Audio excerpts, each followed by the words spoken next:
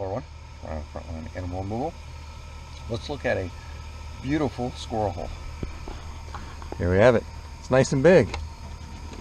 I can put my hand in there. The main problem we have going on here is we have this brick surface which squirrels love to climb on, and then we have a flimsy plastic vent. Watch this. It just breaks. The only solution here is to trap them and replace the vent. The UV radiation has destroyed this, and so this thing is just going to disintegrate. The challenge here is going to be anchoring the trap up here so it doesn't get pulled off by the squirrels. Hello everyone.